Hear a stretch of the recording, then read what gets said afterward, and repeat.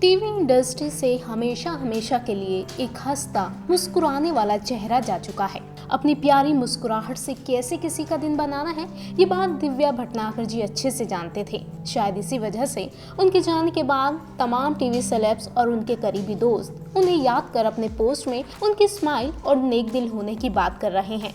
दिव्या जी ने टीवी में बेशक छोटे मोटे और सपोर्टिंग रोल ही किए, लेकिन बचपन से टीवी इंडस्ट्री में आने तक की उनकी जर्नी बेहद ही दिलचस्प रही है। तो आइए आपको भी बताते हैं दिव्या जी की पूरी कहानी के बारे में।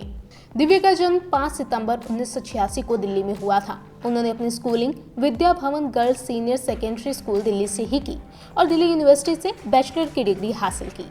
दिव्या स्कूल और कॉलेज के दौरान एक्स्ट्रा एक्टिविटीज में अक्सर पार्टिसिपेट किया करती थी और बचपन से ही एक्टिंग की तरफ उनका काफी रुझान भी था।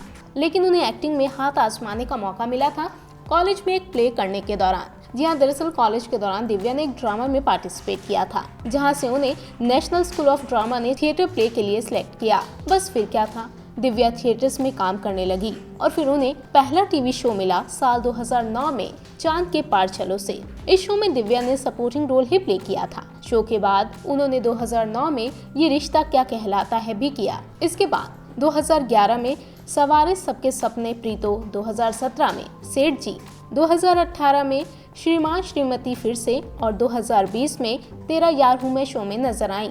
इन सभी शोज में दिव्या के किरदार का नाम क्या था ये शायद कोई ना जानता हो, लेकिन वो अपने हंसते चेहरे से अपने किरदार की छाप ऑडियंस पर जरूर छोड़ गई। सिर्फ टीवी शोज ही नहीं बल्कि दिव्या ने कई टीवी कमर्शियल्स में भी काम किया।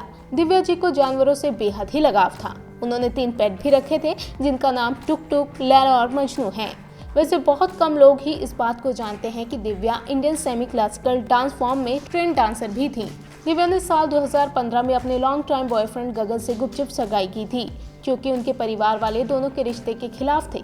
वहीं 2019 में दिव्या ने गगन से शादी कर जन्मों जन्म के बंधन में बंध गई थी। शादी के बाद दिव्या ने एक इंटरव्यू में कहा था, मैं काफ़ी इमोशनल थी क्योंकि हमारी फैमिली से कोई भी शादी में शामिल नहीं हुआ।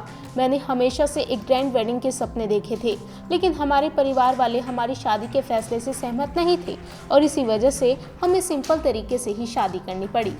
आपको बता दें कि दिव्या को जब कोरोना हुआ था और उन्हें हॉस्पिटल में एडमिट करवाया गया था, उसके बाद दिव्या की मां ने उनके पति गगन पर कई गंभीर आरोप लगाए थे। दिव्या की मां ने बताया था कि दिव्या के पति गगन फ्रॉड हैं। वो दिव्या को छोड़कर चले गए और उन्होंने दिव्या की हेल्थ के बारे में भी नहीं पूछा। दिव्या की मां ने ये भी कहा था कि दिव्या ने हमारी जानकारी के बिना शादी की थी, हम इस शादी के विरोध में थे। दिव्या पहले मीरा रोड पर एक बड़े घर में रहती थी, लेकिन शादी के बाद वो ओशिवारा में एक छोटे से घर में रहने लगी। उसका पति भी फ्रॉड निकला, उसे छोड़कर चला गया। दिव्या का टीवी करियर जितना उतार चढ़ावों से भरा था, उतनी ही उनकी पर्सनल लाइफ भी। करियर के शुरुआती और आखिरी लम्हे उनके लिए बेहद ही चुनौतियों से भरे थे। दिव्या एक जिंदा दिल इंसान थी और अपनी लाइफ को उन्होंने हमेशा खुलकर जिया और सिर्फ 34 साल की उम्र में छोड़ गईं तो बस उनसे जुड़ी प्यारी प्यारी यादें।